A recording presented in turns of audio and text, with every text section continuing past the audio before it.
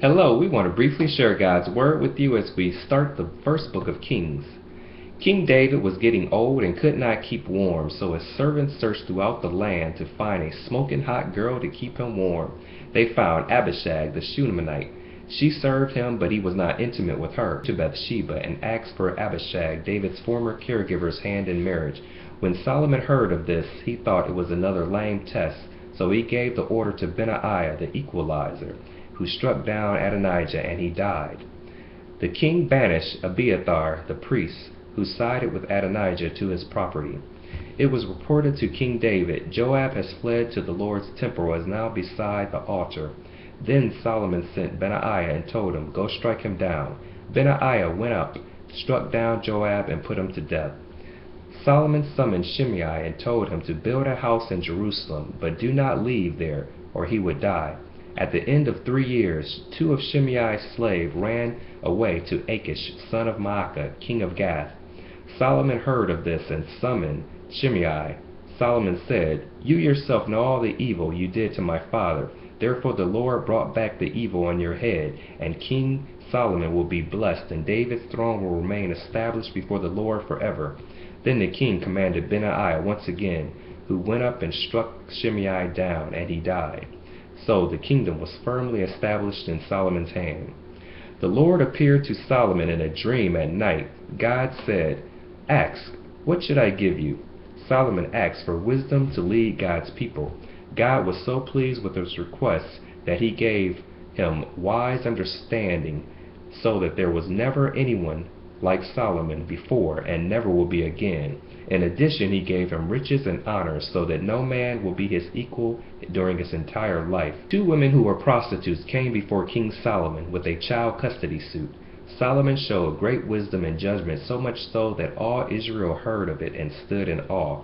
King Solomon ruled over Israel. He had 10 officers and 12 deputies. One of the deputies, Ben-Decker, governed in the district of Makaz. Judah and Israel were as numerous as the sand by the sea. Solomon ruled over all the kingdom, from the Euphrates River to the land of the Philistines, and as far as the border of Egypt. Solomon spared no expense in his daily provisions. He also owned 40,000 stalls of horses for his chariots and 12,000 horsemen. God gave Solomon great insight and understanding, as vast as the sand on the seashore. Solomon composed 3,000 proverbs, and his songs numbered 1,005. He taught about trees, birds, reptiles, fish, and other animals. People came from everywhere, from every king on earth, to hear the wisdom of Solomon. Solomon struck a deal with Hiram, king of Tyre, to provide the high-quality manufactured materials for the temple and for his palace. Experts in felling timber, porters, stone cutters, artisans, and general labor. The temple was completed in 7 years. In my opinion, I don't believe that the description justifies the beauty and magnificence of the temple. Solomon completed his entire palace and complex after 13 years of construction. Solomon gathered the elders of Israel and dedicated the temple. Solomon gave a great sermon, a great prayer, and a great benediction, blessing the great sacrifice of cattle and sheep. Afterwards, the people of Israel observed a joyful festival for 14 days. After Solomon completed the building of the temple, the Lord God appeared to Solomon again. God said, He heard Solomon's prayer and petition and has consecrated the temple. God also warned that if Solomon and his son kept his commands and statutes, he would never abandon the temple. The queen of Sheba heard of Solomon's fame and came to ask him difficult questions. Solomon answered all her questions. Nothing was too difficult for the king to profess. She said to the king, The reports I heard in my own country of your achievements and wisdom is true, but I did not believe the reports until I saw with my eyes. Indeed, not even half was told of me. Your wisdom and prosperity far exceed the reports I heard.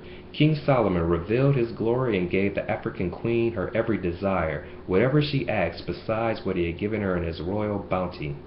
And you can bet the streets was watching. Solomon made Israel filthy rich. Silver in Israel was considered nothing. Solomon made silver in Jerusalem as common as stones.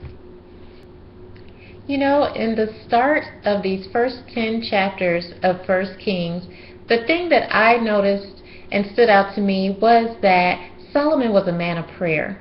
You notice that there's prayer in his private life as he speaks with God about situations and they have conversations among themselves. And he also had a very public prayer life when he went before the people and he dedicated all of those things and all of those animals. And so it makes a difference, the quality time that we spend with God ourselves in personal devotions and in personal times of prayer with God, because he was a great man, but he knew where his strength came from. Yes, yes. Okay, question. What would you ask Solomon? What would I ask Solomon? Well, I'm no Queen of Sheba, but I think I would want to ask Solomon if I could just hang around. I would love to just go to that museum, that palace, and see all of his riches and all the animals and all of the things that were there in the palace, just to say I was there. What about you? Okay, what would I ask? I think I would ask him about what's called the Messianic servant, the civil law of Moses, and the laws that God gave to Moses that picture Christ's forecoming. I think I would ask him about that. That's awesome. Share, subscribe, and or say amen at the YouTube section below. Thanks for having us. See you next time.